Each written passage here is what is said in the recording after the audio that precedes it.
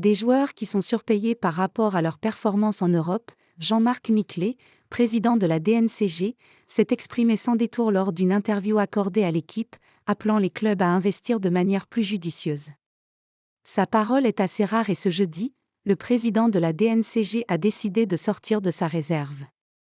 Dans une interview accordée à l'équipe, Jean-Marc Miclé a évoqué la situation financière des clubs de Ligue 1 et de Ligue 2. Le dirigeant a notamment annoncé que le football professionnel français affiche une perte de 282 millions d'euros, un chiffre encore trop haut mais 2 fois moins important qu'à l'issue de la saison 2021 à 2022.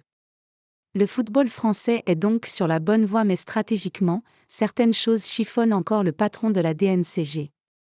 Ce dernier n'a d'ailleurs pas mâché ses mots au moment d'évoquer les salaires de certains joueurs, surtout au vu des résultats plutôt médiocres des clubs français en Ligue des Champions, en Europa League et en Conference League. À la DNCG, nous avons la conviction qu'à partir d'un certain niveau ce n'est pas tant le montant investi dans les effectifs qui compte, mais la qualité des investissements réalisés. Il est utile de rappeler qu'à performance égale, les masses salariales, en France, sont plus élevées qu'en Italie, en Allemagne et même en Angleterre. Nous avons calculé le ratio masse salariale par points récoltés dans les compétitions UEFA des équipes qui ont participé aux Coupes d'Europe lors des 5 dernières années. Ce ratio moyen est de 11,5 millions d'euros par point pour 34 clubs des principaux championnats. Il est de 17,3 millions en France, a d'abord livré le président de la DNCG dans les colonnes de l'équipe, avant de poursuivre. Des joueurs trop chers au vu de leur performance ? Le coût des effectifs des clubs français est trop important par rapport à leur performance. C'est factuel.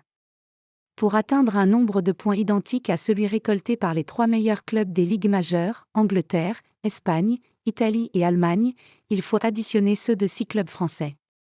La France n'a atteint qu'une seule finale au cours des 5 dernières années, comme les Pays-Bas et l'Écosse, dont les clubs ont des masses salariales 3 à 4 fois moins importantes. Cela montre bien la nécessité de travailler la performance sportive. L'argent n'est pas la solution à tout, a lancé Jean-Marc Miclé, qui aimerait voir les clubs français doser davantage dans les salaires offerts à leurs joueurs, à défaut de briller sur la scène européenne même si l'idéal serait bien sûr un combiné des deux, une masse salariale plus contrôlée et des résultats en amélioration en Coupe d'Europe.